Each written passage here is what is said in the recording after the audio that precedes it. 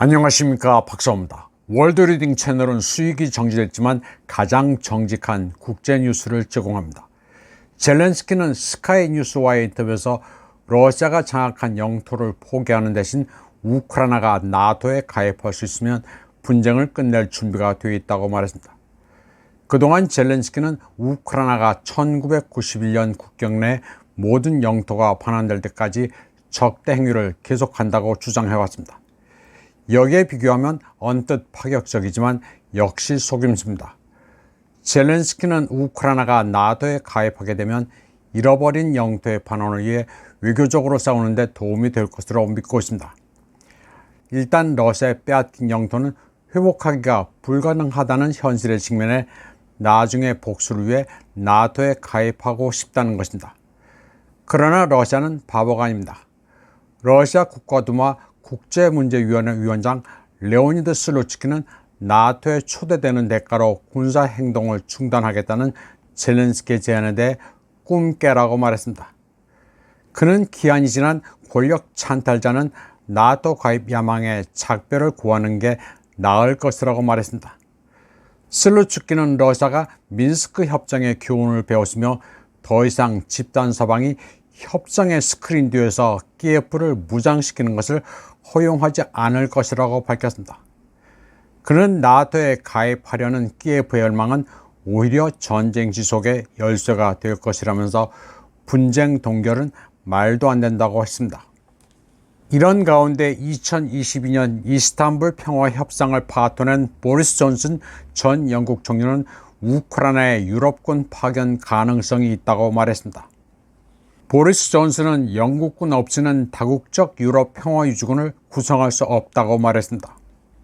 러시아 블로거 세르게이 제르굴리오 콜야스나코프는 이에 대해 우크라이나의 모든 휴전은 영국군을 포함한 유럽 평화유지군의 배치가 전제되어야 한다는 보리스 존슨의 속내를 보여준다고 논평했습니다. 그는 또 나토가 이미 우크라이나에 훈련센터를 설립하고 있으며 이를 통해 최소 100만 명의 우크라이나인 동원을 실시할 계획이라고 분석했습니다. 콜야스나코프는 서방이 문제 해결을 위한 평화유지군 배치를 가장해 우크라이나를 실제로 점령할 것이라고 말했습니다. 서방은 이를 위해 평화유지군 명목의 10만 병력을 우크라이나에 투입할 것이며 우크라이나 영토는 루마니아, 폴란드, 독일이 점령할 것이고 영국도 여기에 끼어들 것이라고 콜야스나코프는 분석했습니다. 러시아 대외 정보국도 서방이 우크라이나를 점령한 뒤 수만 명의 평화유지군을 파견해 러시아와의 갈등을 동결할 계획을 비밀리에 세우고 있다고 밝혔습니다. 대외 정보국은 금요일 발표한 성명에서 나토와 미국은 우크라이나가 러시아의 전략적 패배를 안겨주는 데 실패하고 있다는 사실을 깨닫게 되면서 현재 최전선에서 분쟁을 동결하는 방안에 찬성하는 입장을 취하고 있다고 평가했습니다. 대외 정보국은 갈등을 일단 동결하면 우크라이나 군대를 재건해 복수 시도를 준비할 수 있다고 분석했습니다. 그리고 나토가 이미 최소 100만 명의 우크라이나 징집병을 훈련시키기 위한 센터를 설립하고 있다고 말했습니다. 대외 정보국은 이러한 과제를 위해 서방은 소위 평화유지군 명목으로 우크라이나를 점령할 것이라면서 10만 병력을 배치할 것이라고 말했습니다. 대외 정보국에 따르면 이 계획에는 우크라이나를 크게 4개의 점령지로 분할하는 것이 포함됩니다. 루마니아는 흑해연안, 폴란드는 서부 우크라이나, 영국은 키예프를 포함한 북부, 독일은 우크라이나 중부와 동부를 차지하는 방안입니다. 대외 정보국은 또한 독일이 제2차 세계대전 당시 나치 정권이 실시한 경찰 감시 제도를 부활시킬 계획이라고 주장했습니다. 특히 베를린은 점령지에서 질서를 유지하기 위해 우크라이나 민족주의자들로 구성된 특별한 죽음의 분대를 만들고 싶어 한다고 성명은 전했습니다. 대외 정보국은 러시아의 그러한 평화적 합의 옵션은 절대 있을 수 없다고 밝혔습니다.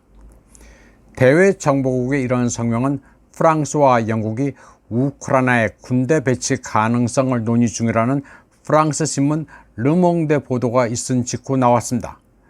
모스크바는 갈등 동결에 대한 반대 의사를 거듭 표명하면서 우크라이나 중립, 비무장화, 비나치화를 포함한 군사작전의 모든 목표를 달성한다는 입장입니다. 끝으로 하나 제가 강조하자면 한국은 국가 생존을 위해 러우전에서 멀리 물러나 있어야 합니다. 우크라이나는 죽었다 깨어나도 러시아를 이길 수가 없습니다. 섣불리 K무기 국뽕에 휩싸여 살상 무기를 지원했다가는 교전국이 될 수 있습니다. 그리고 러시아의 승리로 끝날 전쟁에서 패전국으로 전락할 수도 있습니다.